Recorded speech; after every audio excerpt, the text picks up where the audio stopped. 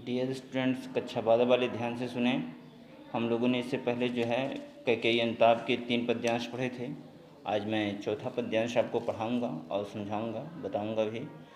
तो तीसरे पद्यांश में हम लोगों ने पढ़ा था कि प्रभु श्री रामचंद्र जी भरत जी के मन की बात कहते हुए कहते हैं कि भरत जी के मन की बात का वर्णन कौन कर सकता है जिसे जन्म देने वाली माता ही न जान सकी। अर्थात उसके आशय की था मिलेगी किसको, जनकर ही जनने जान न पाई जिसको। और जब कैकेयी प्रभु श्री राम के मन की इस बात को सुनती हैं तो वे कहती हैं कि अगला छंद है, अगला पद है, मंदाक्रांता छंद है ये, कि यह सच है तो अब लौट चलो तुम घर को। चौके सब सुनकर अटल कैकेयी स्वर को। सबने रानी की ओर अचानक देखा, वैदव्य तुषारा वृता यथा विधुलेखा। बैठी थी अचल तथापि असंख्य तरंगा, अब वह सिंही अब थी हा गोमुखी गंगा। हाँ जनकर भी मैंने भरत को न जाना, मैंने न भरत को जाना। सब सुनने तुमने स्वयं अभी यह माना, यह सच है तो फिर लौट चलो घर भैया। अपराधिनी मैं हूँ तात तुम्हारी मैया। तो राम की इस बात को सुनकर भरत को स्वयं उसकी माता भी न पहचान सकी। कैकेयी कहती हैं कि यदि यह सच है, यदि यह सत्य है तो अब तुम अपने घर को लौट चलो, क्योंकि यह मेरी मूर्खता थी कि मैंने तुम्हें वनवास दिया। मेरी मूर्खता थी कि मैंने तुम्हारे लिए वनवास की मांग की। मेरी उस मूर्खता को भूलकर तुम्हें वापस अयोध्या लौट चलना चाहिए। कैकेयी के इस मुख से इस दृढ़ स्वर को सुन करके सारे सभा में बैठे हुए लोग आश्चर्यचकित रह गए और सभी अचानक से रानी कैकेयी की ओर देखने लगे। उस समय रानी कैकेयी विधवा वस्त्रों में, श्वेत वस्त्र विधवा वस्त्रों में, जो कि अत्यंत श्वेत वस्त्र धारण कर वे ऐसा प्रतीत हो रही थीं मानो कुंहरे ने जैसे चांदनी को ढक लिया हो। और स्थिर बैठे होने के बावजूद उनके मन में असंख्य तरंगें, असंख्य बातें उठ रही थीं। जो रानी कैकेयी कभी सिंघनी के समान अपने वचन पर अटल थीं, वही रानी कैकेयी आज दीन भावों से भरी हुई थीं और वह आज गंगा के समान शांत, शीतल और पावन बन गई थीं। रानी कैकेयी कहती हैं कि सभी लोग सुन लें कि मैंने जन्म देने के बावजूद मैं भरत के मन को पहचान नहीं सकी। कहा गया है, हाँ जनकर भी मैंने भरत को न जाना, सब सुन ले तुमने स्वयं अभी यह माना। अर्थात रानी कैकेयी कहती हैं कि यदि सभी रामचंद्र जी ने जो कहा है कि मैंने जन्म दे करके भी मैं भरत को पहचान नहीं सकी हूँ, तो राम से वह कहती हैं कि यदि तुम्हारी बात यह सत्य है तो तुम्हें अयोध्या लौट चलना चाहिए, क्योंकि तुम्हारी अपराधिनी मैं हूँ, भरत नहीं है।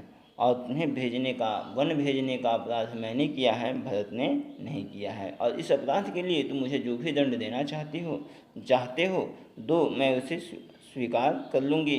परंतु अब घर लौट चलो, क्योंकि यदि तुम नहीं लौटे तो सारे लोग भरत को ही इसका दोषी मानेंगे। काव्य सौंदर्य है यहाँ पर रानी कैकेयी के अपराध बोध को दूषित दिखाया गया है और राम को घर लौट चलने का अनुरोध करते हुए रानी कैकेयी अच्छे सदमार्ग का अनुसरण करती हैं।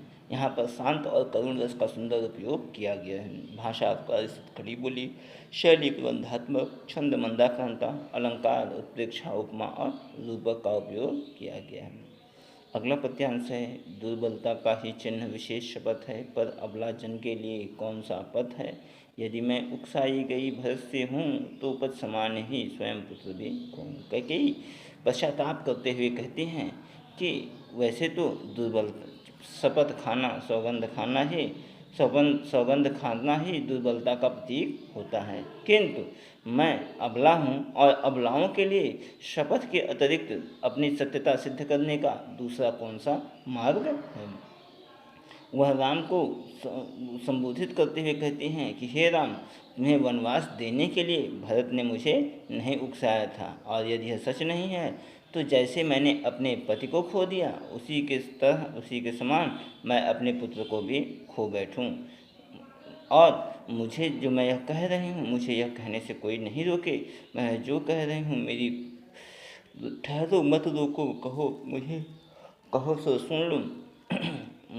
ठहरो मत रोको मुझे, कहूँ सो सुन लो, पाओ यदि उसमें साथ उसे सब चुन लो। करके पहाड़ सा पाप मौन रह जाऊं, राई भर भी अनताप न करने पाऊं। कैकेयी कहते हैं कि रुको।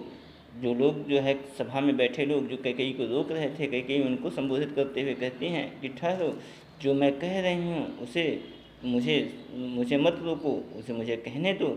और यदि उसमें कुछ भी सार हो, कुछ भी मुख्य बात हो, कुछ भी प्रमुख बात हो, तो जो है यथार्थ बात हो तो उसे ग्रहण कर लो।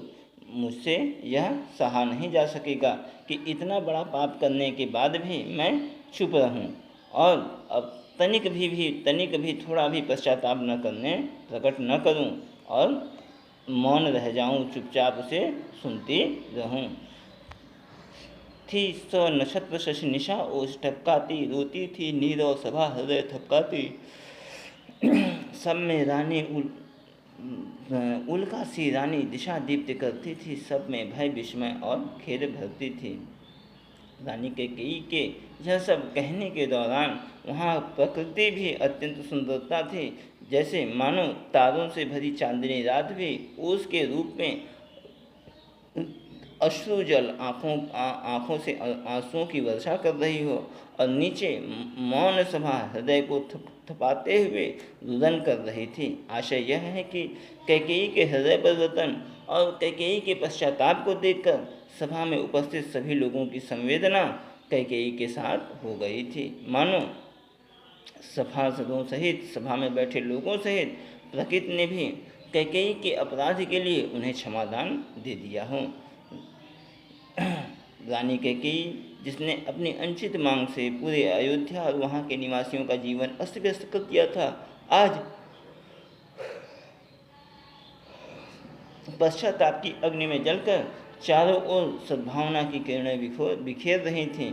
उनके इस नए रूप के परिणाम स्वरूप वहाँ उपस्थित लोगों ने एक साथ भय, आश्चर्य और शोक के भाव साथ ही साथ उमड़ रहे थे। यहाँ पर जो है काव्य सौंदर्य है कि यहाँ कवि ने कैकेयी के पश्चाताप में उपस्थित लोगों व प्रकृति को भी उनकी संवेदना का हिस्सा बनाने का भाव व्यक्त किया है। यहाँ पर करुण रस का प्रयोग किया गया है, भाषा खड़ी बोली है, छंद मंदाक्रांता है और उपमा और अनुप्रास अलंकारों का सुंदर उपयोग किया गया है। तो आज के लिए इतना ही। कल हम इसकी अगली वीडियो आपको देंगे और कल के लिए आपका होमवर्क है कि जो भी मैंने ये 2 पद्यांश, चौथा और 5वां पद्यांश आपको बताया है, आप इनमें से एक पद्यांश की व्याख्या मुझे लिखकर दिखाएंगे, साथ ही साथ बोलकर सुना भी सकते हैं। तो मैं कल इसके जो है आप कल ये होमवर्क चेक करने के बाद ही कल मैं अगला पद्यांश आपको पढ़ाऊँगा। धन्यवाद।